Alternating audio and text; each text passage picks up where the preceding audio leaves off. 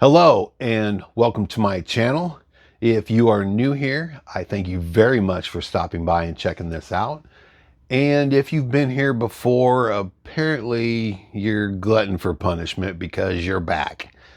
Anyway, if you've been thinking about starting to write your own poetry and you're not quite sure where to start or how to start, today I would really love to take a walk with you into the basement and provide you with a few building blocks for your poetry writing foundation. See what I did there? Foundation, but never mind. Anyway, today I'll be going over the styles that I have been using for years. I have no formal education in writing classes or anything. I'm not a guru, and I'm not going to be able to have you write a poem in 3 minutes or anything. I'm basically going to discuss a little bit about the styles and forms that I've used to get to where I am today. Excuse me. And just a heads up, your beginning poems, they're not going to be perfect.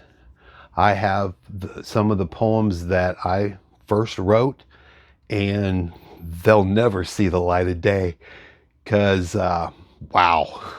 So I'm not saying throw those poems away. I'm saying hang on to them. And then when you get further down the line after writing, and some of my lights just went out. Anyway, we're going to go. When you get further down the line, then you'll be able to look back and see exactly how far you've come in your writing skill. First, we're going to start off with structured rhyming. I don't have a lot of them, but they're enough to kind of get you going. And when I first started writing in basically 87, yeah, I'm that old, they were pretty simple. I kind of call them like Hallmark card poems, kind of like the roses are red, violets are blue. I'm doing okay. How about you? Just the simple rhyme scheme. That's how I got started. And today I'm going to go over a few of them with you.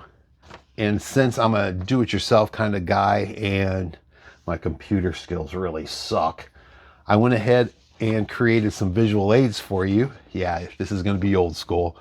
Some visual aids for you that if you want, you could go ahead and pause the video and take notes. I just wanted you to be able to see what we're talking about. I'm not sure about the correct terminology, but when I'm explaining poetry to someone, I go ahead and just use the letter scheme, and you'll see as we get going. Yeah, I think I covered that already. So the first one that I basically started off with is this guy right here, which is the ABCB rhyme scheme, matrix, formula. Let's just go formula if I can remember that far. The lines that are marked B, those are the lines that hold the rhyming word in it. My keys are in my hand. One key unlocks the door. My hands have gotten shaky, so they fall upon the floor. So the B lines, that's where the rhyme, that's where the roses are red, violets are blue kind of vibe goes on at. And that's the style I very first used. Because growing up, I always listened to music a lot, and I always listened to the lyrics. I always just read. That's constantly what I did. So it was kind of easy for me to start writing that way. And the further I went, I kind of played around a little bit more. And this I basically call the alternating rhyme. Pop that up right there. A, B, A, B, where your A lines rhyme and your B lines rhyme. She was in love with an old memory of a man she could no longer find. Her love was true but so hard to see, for it was buried deep in her mind. You have your memory, see, find, and mind. A, B, A, B. Now the next one is going to be a little tongue twister. Now this rhyming formula, you could almost call it ha ba ba ba ba ba ba, but it is AAB, which follows the same rules. The lines that are marked A are the ones that rhyme together, and the ones marked B rhyme together. The light's hitting the back of this so I could read it with you. Now you've gone away, had nothing left to say. All alone you've left me here. No more games to play, I couldn't make you stay, but at times I still feel you near. And that kind of mixes up the rhyming all the time, so you can kind of play with it as you go along. And that's pretty much what I used for years for the rhyming formula. Now the next one is freeform. I wrote rhyming poems for years, and I was very adamant about it, and everything had to rhyme. My poetry rhymes, because I came from like a musical growing up. And once I discovered freeform, yeah, the gloves came off. No rules, no boundaries. It doesn't fit in a nice little box. And it was very therapeutic. I cannot stress that enough. Freeform poetry is very therapeutic. If you have an idea that you really have to get out, or if you're dealing with an emotion that you got to get out of your body just so you could breathe and see another fucking day, freeform is the way to go. And I kind of saw that for me, there was two ways I could do freeform. And I found the first one, if I kind of want to tell somewhat of a story, I would use like short sentences, sentence, to basically get out my idea and my scene. And this guy right here this is the Midnight Waltz. And I just wanted to paint a picture pretty quick with short sentences. The weathered beaten fence still surrounds the small country cemetery. Only a few visible headstones remain. The rest have all vanished from time and vandals. It's such a peaceful and quiet place, but on certain nights it's a place of unrest. When all of nature's creatures are silent, when the air is thick and still, when the white ground fog sets in, when the witching hour of midnight ticks into place, you can see swirls of movement in the fog, like an invisible dance in a ballroom full of knee-high smoke. Frightening, yet such an amazing sight. That is somewhat of a pretty solid picture in the shape of a freeform poem. Now this was a really cool way to do freeform.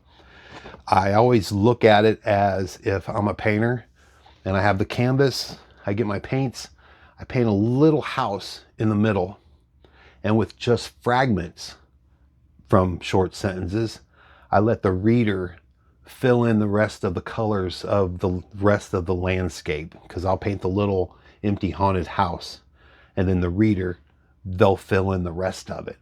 And for an example for that, I basically have frontline casualties, because they're just short pieces of sentences. And we could pop that up right here. Signatures on official forms, herded cattle physicals, assembly line standard issue, identity left on the barber's floor, 8-man prison cell, robotic feeding line, hiking through winter's worst, melting in summer's heat, low crawl and pull the pin, rotate safety to auto, center mass and fire.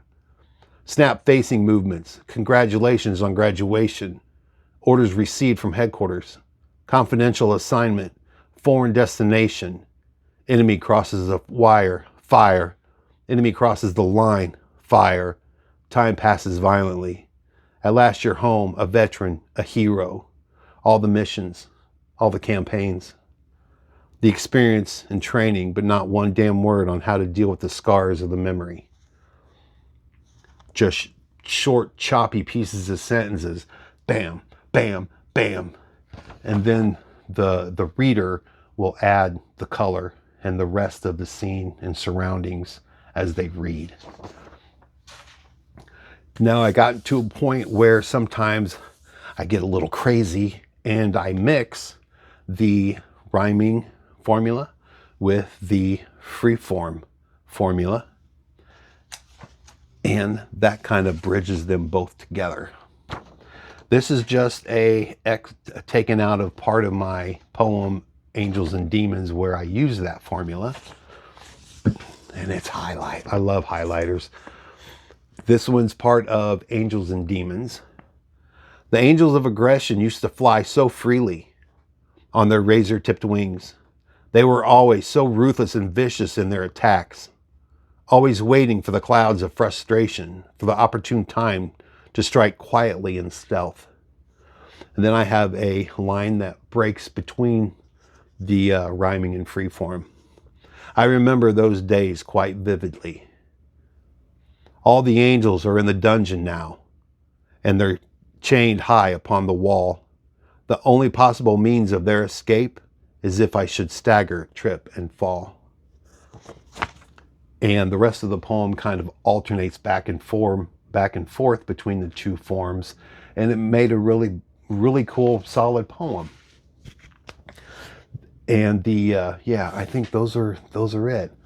Those were the different types of rhyming that I've always used, and I really love using free form.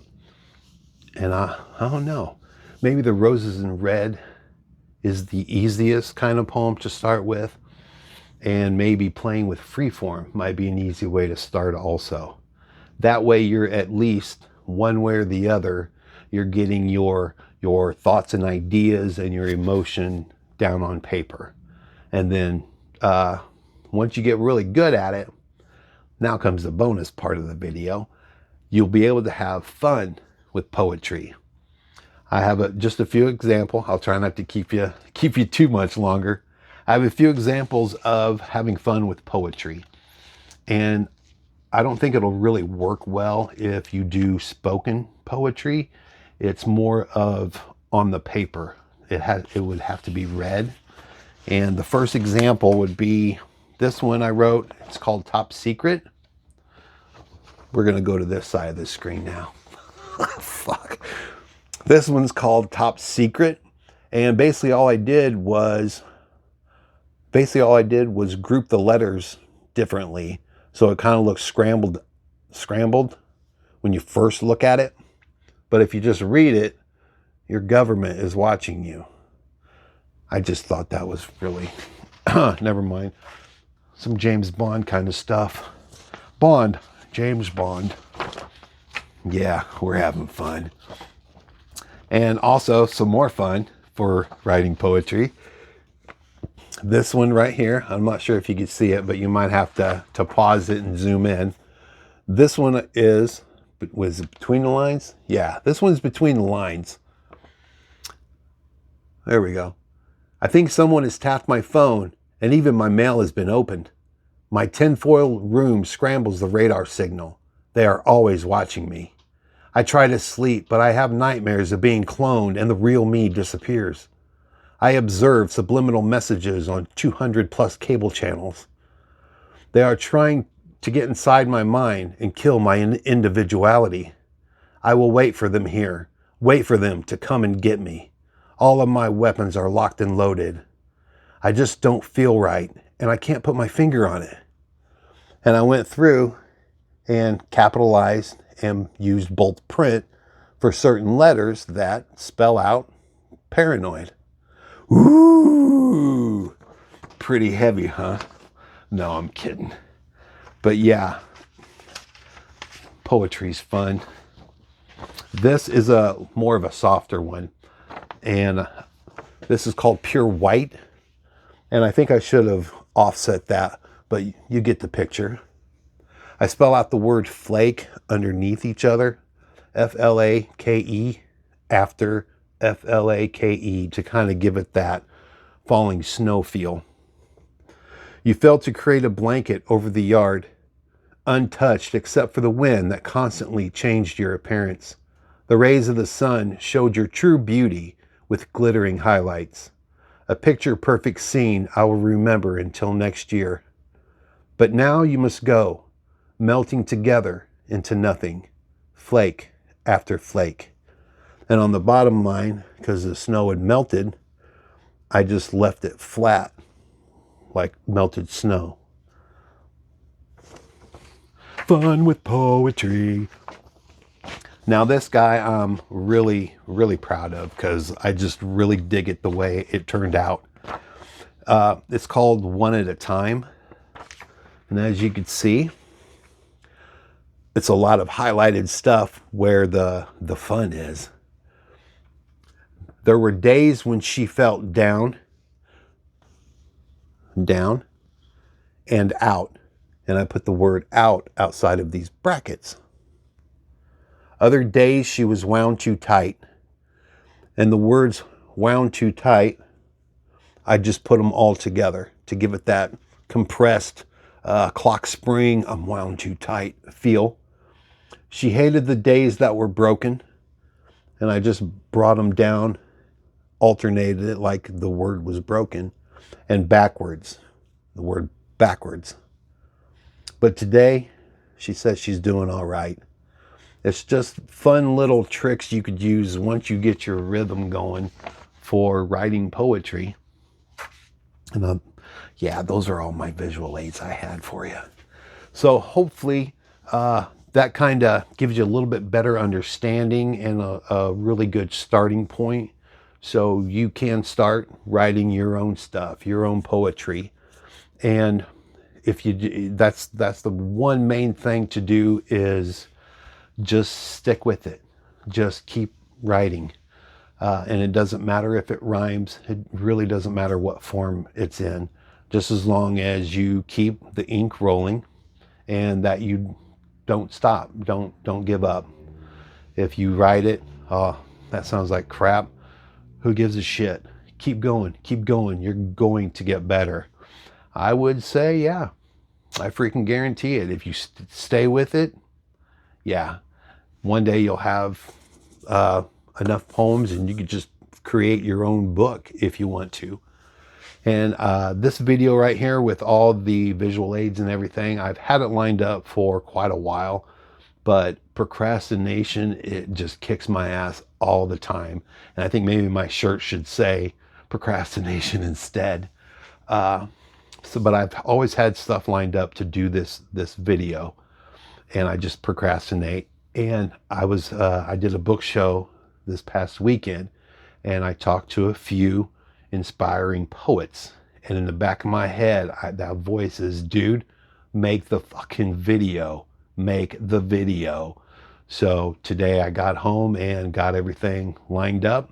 Even had a light go out on me, but it's all good. I think you still see me. And yeah, I just wanted to get this made. So in case they stop by and actually see this, it'll give them some good building blocks to get started with their poetry journey. So whether you're new or you're back again, I truly thank you very much for stopping by and checking this out. And I hope you found something useful with it. And as always, I'll catch you in the next video. If I could find the clicky. Clicky. It's not clicking! Thank you.